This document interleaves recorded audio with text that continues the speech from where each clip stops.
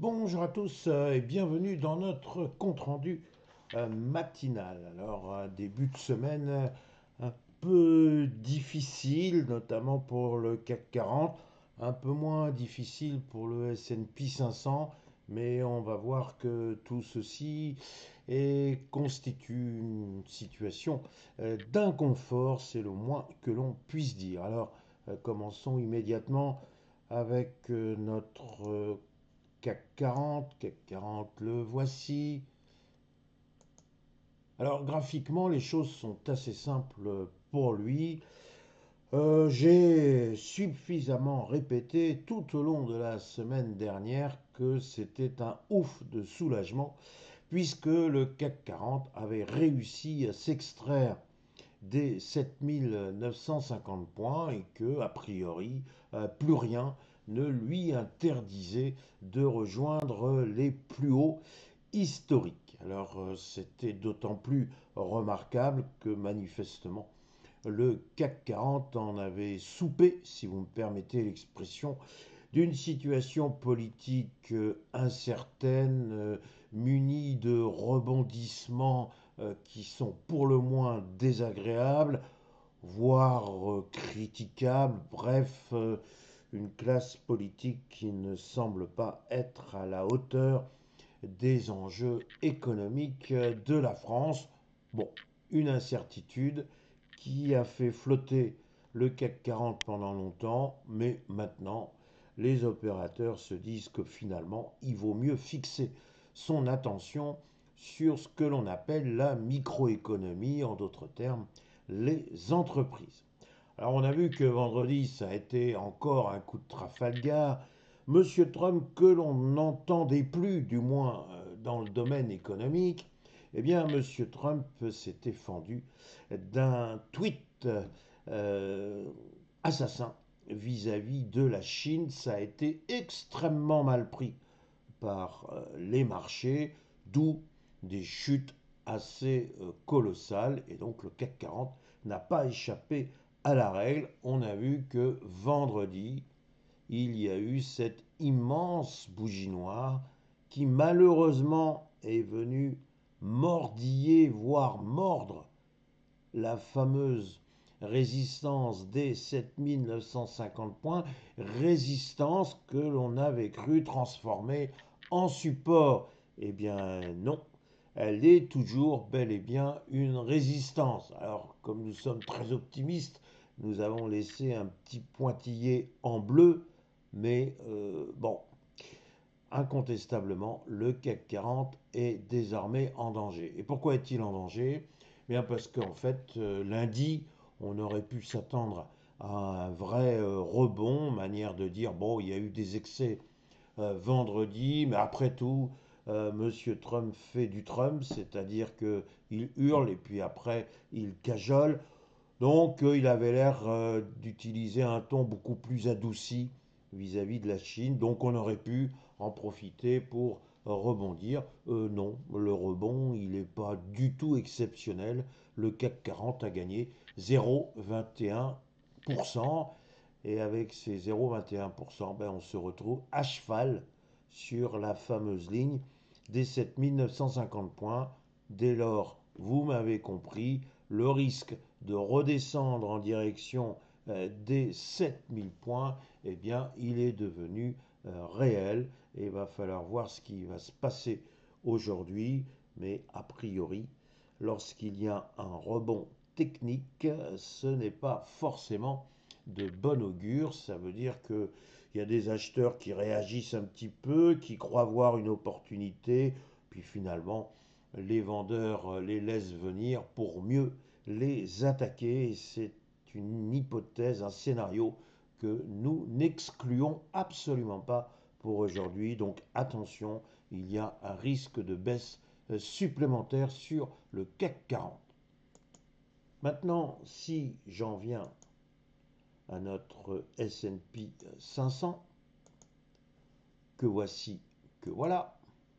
On a vu que, encore une fois, vendredi, ça a été, mais alors vraiment, vraiment, le coup de sifflet strident de la part de Monsieur Trump. D'ailleurs, il n'est pas du tout certain que M. Trump ait bien compris ce qu'il était en train de faire sur les marchés, à moins que l'on épouse la thèse assez complotiste qui veut que un certain nombre de personnes étaient au courant de l'avènement de ce tweet et dès lors avaient pris des positions vendeuses en masse. Ça s'appelle, je vous le rappelle, un délit d'initié et aux États-Unis, on ne plaisante pas avec ça. Ça peut valoir des centaines d'années de prison. À bon entendeur, salut. Donc, bon, la bonne foi se présume. On va donc présumer que M. Trump s'est tout simplement énervé parce que la Chine pouvait en quelque part raréfier ces terres rares. Et qui dit terres rares dit intelligence artificielle, dit puce, dit bref tout un univers technologique qui pourrait être embarrassé par une attitude chinoise plus ou moins agressive. Donc, comme à son habitude, il s'est fâché et l'on connaît maintenant les conséquences sur toutes les places mondiales. Donc le S&P 500, c'était quasiment une grande première. On n'avait pas connu ça regardez, depuis le mois d'avril, on n'avait jamais connu une séance que je qualifierais de meurtrière. Alors, encore une fois, était-ce un excès? Sans doute, raison pour laquelle un certain nombre d'acheteurs se sont précipités pour reprendre des positions avec un bon vieux principe qui consiste à dire si jamais le S&P 500 lâche quelques points, il faut immédiatement se précipiter. Attention, il y a des théories qui sont des théories à la mode. Est-ce que véritablement c'était un simple épiphénomène ou au contraire était-ce un signal baissier d'importance? Franchement, il faut faire attention et y réfléchir. Alors, j'ai titré Femme enceinte. Pourquoi femme enceinte? Parce que c'est une image utilisée par les Japonais et leurs fameuses bougies japonaises. On voit ici un grand corps rouge et on voit une petite bougie verte qui se situe quasiment à la moitié du grand corps. Cela évoque, pour peu que l'on soit un peu poète, cela évoque une femme enceinte. Alors comment est-ce qu'on interprète cette figure en femme enceinte?